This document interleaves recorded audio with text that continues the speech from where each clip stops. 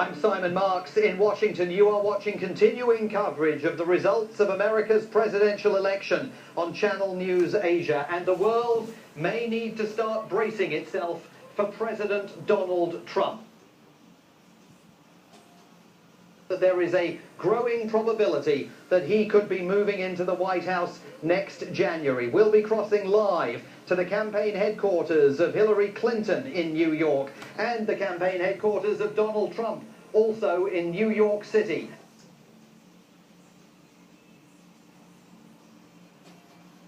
Come in, and it becomes increasingly apparent that we may be on the verge of a political earthquake here in the United States. The polls have just closed in California. Ordinarily, this would be the moment at which American television networks would, if they could, project the outcome of this presidential election. But with several of the battleground states still too close to call, none of the television networks has come on air on the stroke of 11 o'clock here on the east coast of the United States, midday Singapore, Hong Kong time, with a clear projection of the outcome of this election. But we know that the signs are increasingly pointing in Donald Trump's favor. The New York Times currently says that Donald Trump has a 95% possibility of becoming, a probability I should say, of becoming America's next president, and the Republicans have a 95% probability of retaining control of the United States Senate.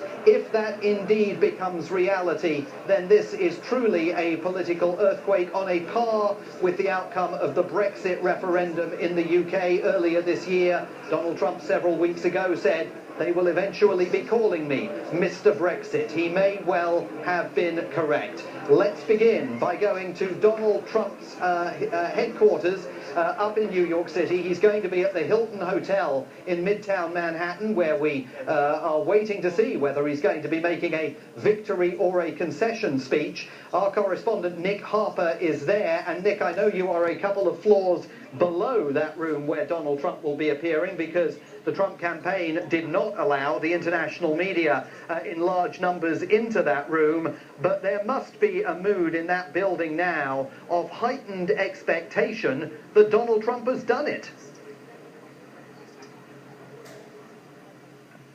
That's right, Simon. A huge shift in mood, especially in the last 45 minutes with the results of Ohio and Florida. I'm just a floor below what effectively is the spillover room for all of the people, not just the foreign media, but the Trump supporters who aren't allowed into the ballroom. They're all upstairs. And for both of those results, Ohio and then Florida, huge cheers went up. We could hear it all the way down here. It seems that the mood is shifting, and potentially we could be on the verge of a very big upset. As we know, that Donald Trump went into today, into Election Day, not looking like the favourite. All the opinion polls were very much against him. He